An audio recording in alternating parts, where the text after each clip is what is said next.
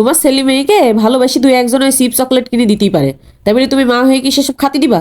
খাতি দিলি তারপরে কি হবে? ওই রাত্রিবেলা পেটে ব্যথা, এই হওয়া সেই হওয়া, কত রকমের কথা যে সিস্টেমে তার ঠিক নেই। ওই সব বাদ দিই, এ দেখো নেও, হেলদি একেবারে একটা রেসিপি দিয়ে দিচ্ছি, তাড়াতাড়ি ঝটপট দেখি নাও দিনই। ব্যস্তার কাছে চকলেট মকলেট চালে এইসব বানিয়ে দিবা, তারপর দেখবা জীবনে আর ওইসব চাবে না। আমার ছেলে তো মশালা বিরাট পছন্দ করে। তো চলো কথা না বাড়ি শুরু করছি।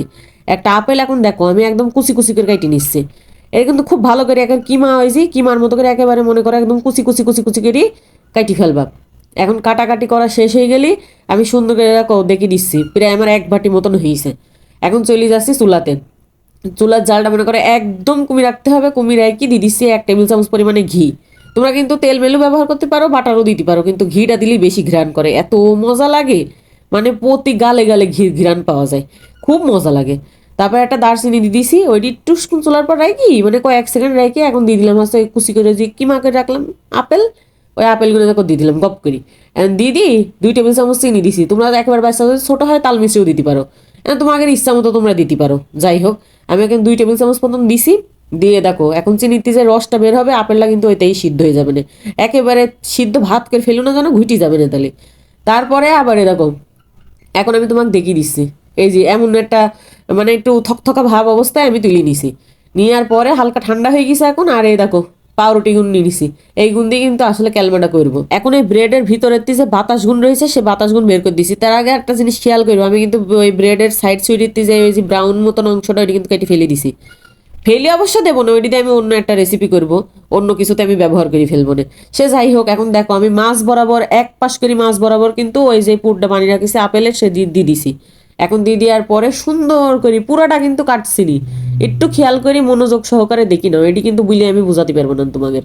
যাই হোক এমন কাটি নিলাম, তারপরে একটা ডিম গুলি সেই ডিমের একটু শুনে এমন করে লাগিয়ে নিবা, অথবা তুমি এখানে চাইলে পানিও দিতে পারো, তাতেও কোনো সমস্যা নেই। এমন হাতের সাহায্যে সুন্দর করে 4-5টা মিলিয়ে নিবা। নিয়ে দেখো আমাদের কাজ কিন্তু এখানে প্রায় শেষ। এখন এই যে ফোল্ড করে নিলাম, ফোল্ড করে নিই দেখতেই পাইছো হাত দিয়ে হালকা হাতে একটুখানি চাপিয়ে দিই। এখন দেখো একটা কাটা চামচ দিই সুন্দর চাপিয়ে চাপিয়ে দিছি, সুন্দর একটা ডিজাইন মতন দেখা যাবে না, দেখতে বেশ ভালো লাগবে না। তোমরা এইভাবে করি একটু সাবধানে এমন করে নিবা। আমি এমন করি যত গুণ বানাইছিলাম সব গুণ সুন্দর করে বানিয়ে নিছি। আগে বানিয়ে নিতে হবে, বানিয়ে নেওয়ার পরে তারপর আবার চলে যাবো চুলায়। এখন চুলায় যে তেলও কিন্তু আবার বেশি লাগছে না, হালকা করে একটু তেল দিয়ে দিলাম। দেওয়ার পরে একটু চুলায় সুন্দর করে আমি তেলগুন ছড়িয়ে নিছি ওই কড়াইয়ের উপরে। তারপরে দেখো সব গুণ বানিয়ে নিছি, যেমন তোমাকে আবার দেখিয়ে দিলাম একটু, নাহলে আমার মনে করবেন যে বানাইনি মনে হয়। তো যাই হোক এখন দেখো সুন্দর করে দিয়ে দিলাম। চুলার ঝাল কিন্তু একদম লোতে রাখবা। রাখার পরে তোমরা কিন্তু এইভাবে ভেজে খেয়ে ফেলতে পারো, কোনো সমস্যা নেই। আমি আর একটু স্বাদ বাড়ানোর জন্য দিয়ে দিলাম ডিম, এটি স্বাদও বাড়ছে আবার পুষ্টিও বাড়ছে।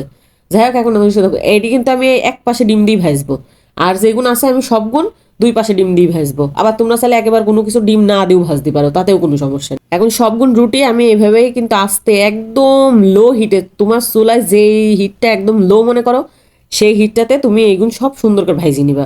নেওয়ার পরে দেখো উপরটা একদম ক্রিস্পি হয় আর ভিতরে তো নরম ওই পুরটা বানিয়ে নিলাম আপেলের।